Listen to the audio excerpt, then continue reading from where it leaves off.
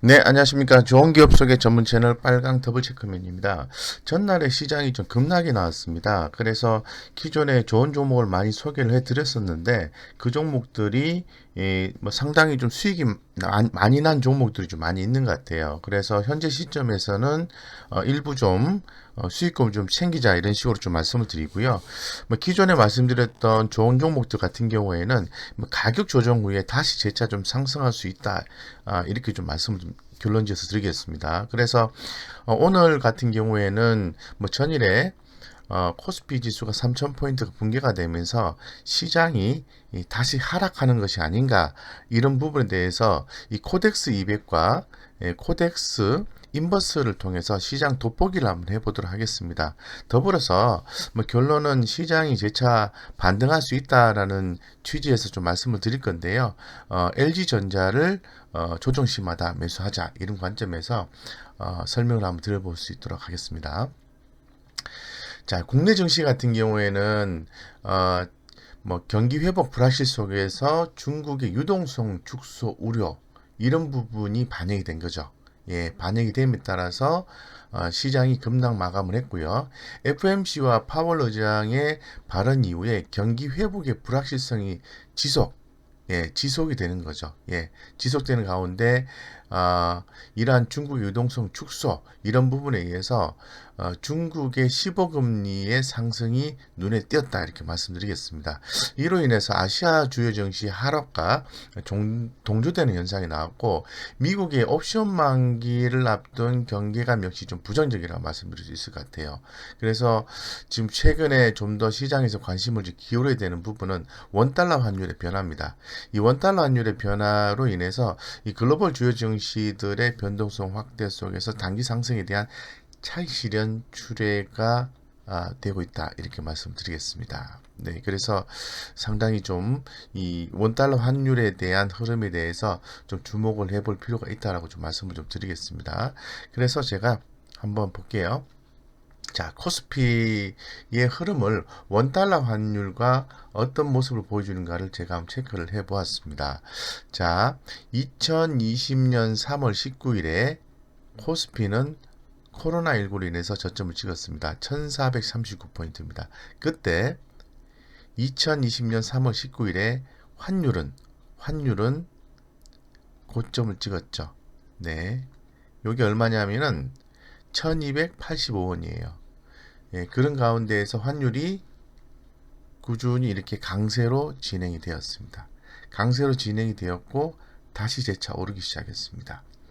이때를 한번 체크를 해보면은 자, 환율이 1086원에 최고의 강세, 최고 저점 찍었던 거죠.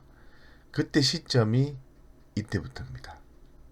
주가가 3000포인트를 넘어갈 수 있느냐 없느냐 고민하던 시점이었다라고 말씀드리겠습니다. 여기서는 알 수가 없죠.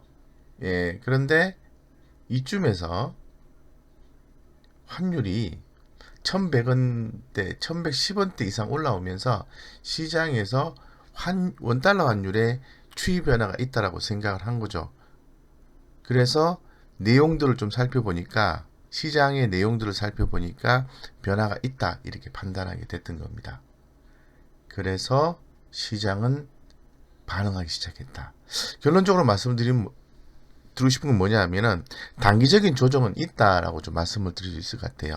좋은 종목이든 별로 펀더멘탈이 양호하지 못한 종목이든 간에 무조건 시장 전반적으로 변동성이 나올 수 있다는 거고 시장에 변동을 주는 요인이 환율 이외에도 기업의 실적이라든가 글로벌 정책이라든가 여러 가지가 있겠지만은 좀 단순하게 우리가 이해 편의를 위해서 환율 하나만 가지고도 시장의 변화를 감지할 수 있다라고 말씀드릴 수가 있습니다. 그래서 지금은 시장의 변화가 감지되는 구간이다.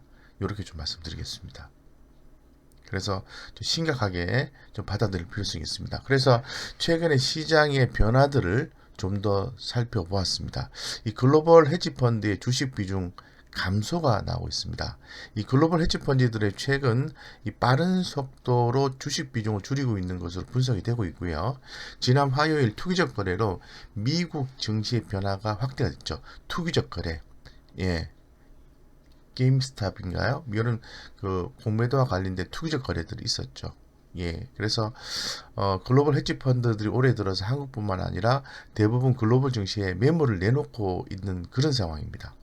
예, 그렇게 좀 분석이 되고 있습니다.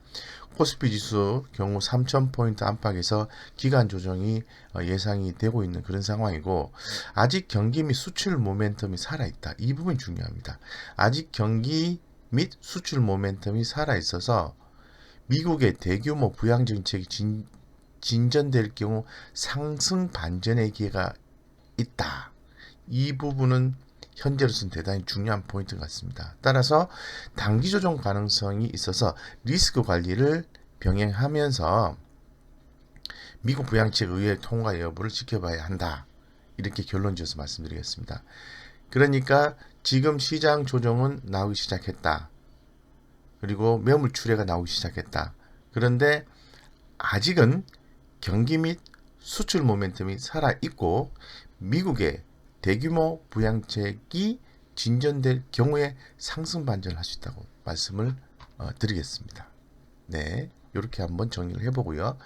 자, 또 주식시장 불확실성 확대에 대해서 조금 더 얘기를 해볼 수 있도록 하겠습니다. 조금 더 다른 관점에서 내용이 나와 있어서 한번 살펴봤습니다. 자, 다음 주에 코로나19 백신 공급 및 지연 우려가 좀 주목이 된다고 말씀드리겠습니다. 다음 주 증시 전망에서. 자, 미국의 접종률은 7.1%, 유럽 주요국의 접종률은 3% 이하로 빠르게 높아지지 못하는 상황이에요. 이 성공적인 백신 공급이 왜 중요하죠? 글로벌 경제 활동 정상화의 필요 조건입니다. 근데 접종이 지연되면서 경기에 대한 낙관론이 후퇴하고 있다는 거죠. 그래서 백신 공급 순탄화까지는 시간이 필요하고 경기 회복 속도에 대한 눈높이 조절이 필요하다고 봅니다. 단기적으로 위험자산 선호 심리가 더 후퇴할 수 있겠지만은, 그러니까 이 말은 무슨 말이냐면 안전자산 선호 심리가 나와서 주가 내린다는 말이에요. 그러니까 단기적으로 위험자산 선호 심리가 더 후퇴할 수 있겠지만은 백신 공급에 따른 경기 개선 기대감이 완전히 무산되지는 않을 것이다. 예, 무산되지는 않을 것이다. 이렇게 희망 섞인 시장에서의 분석을 좀 하고 있는 그런 상황입니다. 이유는 백신에 대한 우려가 공급 속도의 문제지 효과나 부작용에 대한 부분이 아니라는 거죠. 공급 속도에 대한 부분이라는 거죠. 예, 여기서 우리가 한번 지푸라기를 잡는 심정으로 문구들 좀 뽑아내고 있습니다. 단기적으로 대형 경기 민감주가 원달러 환율 상승 영향에 외국인 자금이 유출, 조정폭이 클 가능성이 높은 것으로 분석되고 있다. 자, 여기서 단기적으로 경기 민감주, 대형 경기 민감주가 원달러 환율 상승 영향으로 인해서 외국인 자금이 유출이 된다. 그러면은 코덱스 200 같은 경우에는 우리나라 시총 상위 200 종목이지 않습니까? 그런 종목들의 움직임을 유심히 지켜볼 필요가 있다는 거죠. 그죠? 그래서 제가 그런 부분을 좀 준비를 했고요. 시가총액 상위 수급 환경이 당분간 코스피 중소형주 대비 불리할 것으로 전망이 된다. 하지만 단기 조정 이후 상승 추세가 회복될 국면에서 반도체 등의 경기 민감주는 주도주의 지위를 찾을 것이다. 이렇게 말씀을 드릴 수 있을 것 같아요. 자, 여기서 제가 지푸라기 잡는 심정으로 한번 포인트를 다시 한번 찍어 보겠습니다. 시장이 전날 급락이 나왔습니다. 예, 급락이 나왔는데 지금 원달러 환율의 변화에 의해서 시장을 또 엿볼 수가 있게 되는 거죠. 예, 그런 상황에서 현재 시장이 계속해서 급락이 나올까요? 이렇게 한번 고민을 해봐야 되는데, 아직은 경기 및 수출 모멘텀이 살아있기 때문에 미국의 대규모 부양책이 진전될 경우에 상승 반전의 가능성이 있다. 지푸라기 첫 번째입니다. 그래서 현재 해야 되는 것은 우리가 리스크 관리가 필요해요. 하지만 하면서 미국 부양책 의회 통과 여부를 봐야 되는 거죠. 지푸라기 하나 집었습니다. 자, 두 번째는 백신에 대한 성공 여부죠. 백신 공급이 되어서 백신 공급이 되어서 빨리 경기 회복에 대한 기대감이 생기게 되는 거예요. 그런데 현재 지금 희망을 그래도 조금 찾을 수 있는 것은 효과나 효능의 문제가 아니라는 거죠. 네, 효과나 효능의 문제가 아니라는 거죠. 속도의 문제가 좀 되고 있다, 이렇게 말씀 좀 드리겠습니다. 예, 속도의 문제. 그래서 완전히 이제 백신에 대한 기대감, 이런 부분이 사라진 건 아니다라고 좀 말씀을 좀 드릴게요. 그래서 두 번째 지푸라기가 아니라 지푸라기는 효능에 대해서 부정적이다, 이런 부분이 아니라, 두 번째 우리 희망은 공급 속도의 문제다라는 거죠. 이 부분이, 이 두 가지가 해소가 되면은 시장은 다시 반전의 어떤 상승 포인트가 나올 것이다, 다시 경기 회복에 대한 기대감이 나올 것이다, 이렇게 볼 수 있는 거죠. 예, 그렇게 한번 해석을 해보고요. 그래서 우리가 관심을 가져야 되는 것은 반도체, 자동차 업종 쭉 있습니다. 쭉 있고, 뭐 차주의 뭐 각종 경제 지표, 이런 부분에 대해서 좀 봐야 되겠죠. 뭐 고용 지표라든가 산업 지표라든가, 그리고 중국의 인민은행의 통화 정책 정상화, 예, 이런 부분들에 대해서도 봐야 되겠죠. 그래서 시장이 일단 여기서 결론 내릴 수 있는 것은 단기에 대한 위험 관리하자. 하지만 시장에 대한 반등에 대한 가능성도 엿보자, 이렇게 말씀드리겠습니다. 그래서 아까 경기 민감주, 대형주 위주로 해서 시장의 변동성이 나올 것이다 라고 말씀을 드렸는데, 그래서 코덱스 200에 대해서 흐름을 한번 살펴보겠습니다. 코덱스 200 주봉입니다. 주가가 이렇게 올랐다가 2020년 3월 16일에 저점을 찍고 오르고 이렇게 올랐죠. 그리고 지금 가격 조정에 대한 분위기 연출되고 있어요. 하지만 정확하게 현재의 코덱스 200에 대한 주가 흐름을 분석을 해보면, 주가 흐름이 조정 국면으로 접어들 가능성이 높은 상태라는 거죠. 그러나 중장기 추세로서는 여전히 상승 추세가 유효하다. 최근 단기적인 흐름은 추세 하락의 신호로 보기는 어렵다고 지금 판단하셔야 됩니다.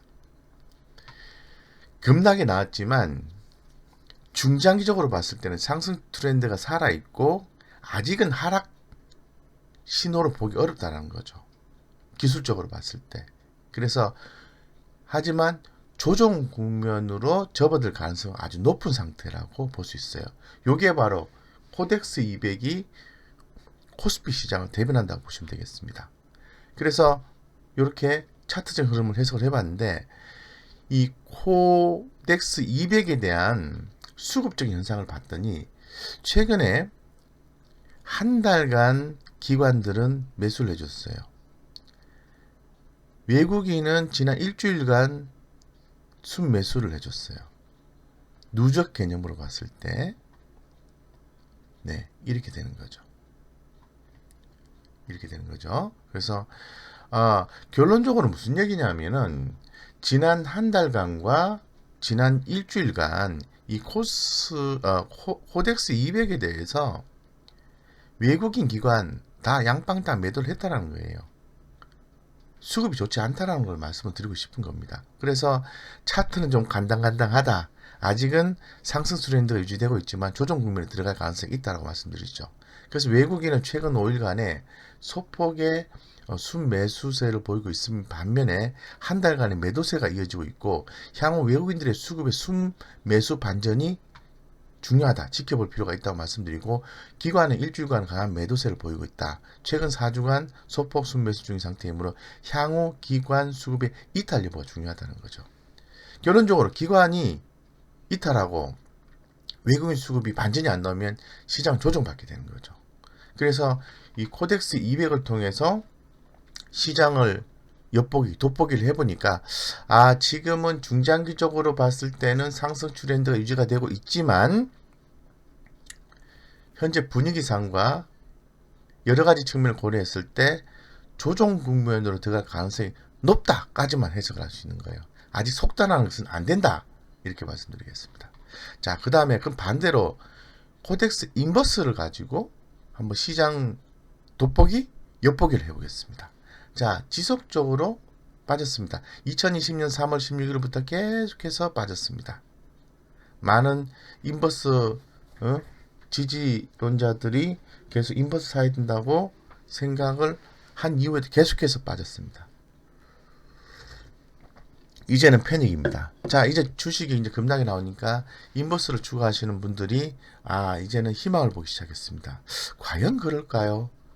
좀 신중하게 생각하실 필요가 있을 것 같습니다. 그래서 현재 기술적으로 봤을 때는 인버스의 기술적인 측면은 아직은 이렇게 보셔야 돼요. 아직은 상승 추세가 없습니다. 예, 아직은 상승 추세가 없어요. 지금 차트에서 보시는 것처럼 중기적으로 봤을 때는 여전히 하락 추세가 유효하고요. 단기적으로는 좀 올라오긴 했지만은 아직은 추세적인 상승으로 접어들지 않았다라고 말씀드리겠습니다. 문자로 표현해드리면, 자, 기술적으로 다시 한번 더 단기적 상승 추세가 없는 구간으로 추세 상승 회복에 시간이 걸릴 가능성이 높습니다. 더불어 중장기적인 하락에 대한 추세가 이어지고 있어서 주가 흐름에 약세 구간이 놓여져 있습니다. 계속해서 약세라는 거죠. 추세 반전이 나타나기 전까지는 긍정적인 흐름을 기대하기는 어려운 상황이다. 자, 인버스에서는 뭐라고 코덱스 200에서 뭐라고 얘기했죠? 조정 가능성이 높습니다. 그리고 코덱스 인버스에서는 아직은 단기 상승 추세가 없는 구간으로 해석한다. 변곡점이라는 거죠. 그래서 최근에 수급적 현상을 봤어요. 외국인들이 샀어요. 지난 5일간. 네, 외국인들이 5일간 샀어요. 기관들이 5일간 샀어요. 그래서 지난 한 달간의 외국인과 기관 수급이 합산 개념으로 보면 매도가 전체 흐름이지만은 최근 일주일간은 매도라는 거죠. 매도. 외국인과 합산 수급이 매도가 더 강하다는 거죠. 그래서 지금 종목단에 투자하시는 분들 같은 경우에는 지금 고점 대비해서 10% 15% 빠졌는데 어떻게 대응하노? 이렇게 생각을 많이 말씀하시잖아요. 근데 지수상으로 봤을 때는 지금은 고민하고 대응을 해야 되는 포인트에 왔다라고 말씀드릴 수 있는 거죠. 만약에 반등을 해준다면은 그 후의 상황을 지켜봐야 된다는 거죠. 위험 반등 시마다 현금 확보를 해야 된다는 거죠. 그렇게 말씀드리고 아직은 반등에 대한 신호로 볼 수 있습니다. 그래서 현재 지금 주식시장의 조정이 언제 올 것인가에 대해서 좀 고민을 해볼 수가 있습니다. 물론 이 내용들은 이제 조사 분석제 의견을 제가 이제 찾아보는 가운데에서 공감하는 내용을 가져왔습니다. 그리고 마지막에 결론 해석을 해드리겠습니다. 주식시장 조정은 언제 오냐면은, 자, 오를 때가 있으면 당연히 주가 조정은 반드시 오게 돼 있는 거죠. 그 신호를 계속해서 지금 주고 있다고 보시면 되겠습니다. 문제는 시점인데요. 현재 매수해도 조정 전까지는 상당한 수익률을 올린다면 현재 팔 시점이 아니라 살 시점이라는 거죠. 문제는 시점이라는 거죠. 그래서 결론적으로 주식시장 조정은 인플레이션이 시작된 이후에 조정은 가능할 것이다. 이렇게 볼 수 있습니다. 인플레이션. 그러니까 시장의 물가가 많이 올라서 인플레이션이 올랐을 때, 지금 인플레이션에 대해서 미국의 FOMC가 적극적으로 대응을 합니까? 그렇지 않죠. 중국의 리버 금리가 오르긴 했죠. 인플레이션 대비해서 긴축에 대한 얘기 좀 나오곤 있지만 적극적인 인플레이션에 대한 대응은 없는 거죠. 그래서 결론적으로 주식시장 조정은 지금이 아닐 가능성이 높다는 거죠. 그래서 그러면 인플레이션은 언제 오느냐라고 물었을 때 코로나가 해소가 되어야만이 현실적인 인플레이션이 발생을 합니다. 네.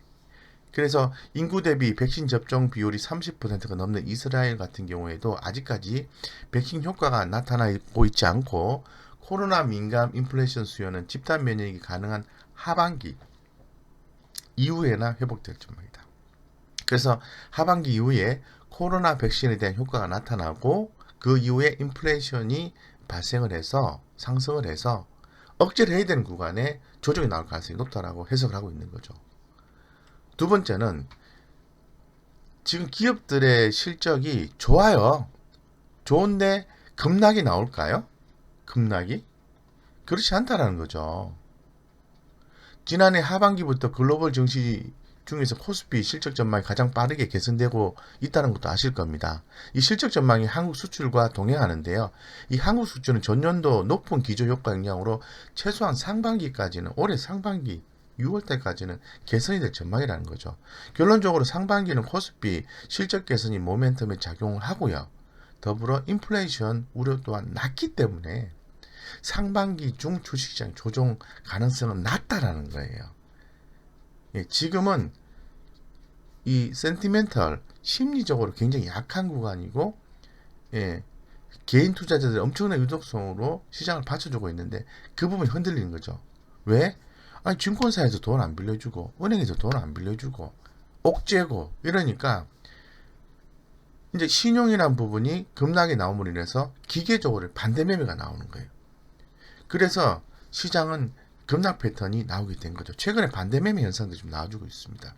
이게 끝나면 또 강하게 수급이 유입돼서 올라오게 되는 거죠. 그걸 생각하셔야 돼요. 그래서 내용상으로 우리가 판단을 해보면은 실적 개선은 올해 상반기까지 될 것이고 인플레이션은 아직 심각한 단계가 아니기 때문에 시장의 급락은 아직 예상이 안 된다는 거예요. 그러면 적절하게 가격 조정이 난 뒤에 우리가 좋은 종목을 주목하고 매수를 해야 되는데 그건 바로 전기차라든가 2차전지, 반도체 섹터, 그 밖에 실적 개선주가 되겠죠. 자동차, 차, 화학, 그리고 차화전이죠. 차화전. 자, 이 중에서 딱 한 개만 꼽으라고 한다면 자동차도 포함이 되고요. 그리고 화학도 포함이 되고 반도체도 포함되는 저는 LG전자를 좋은 종목으로 매수하자. 이렇게 결론지어 말씀드리겠습니다.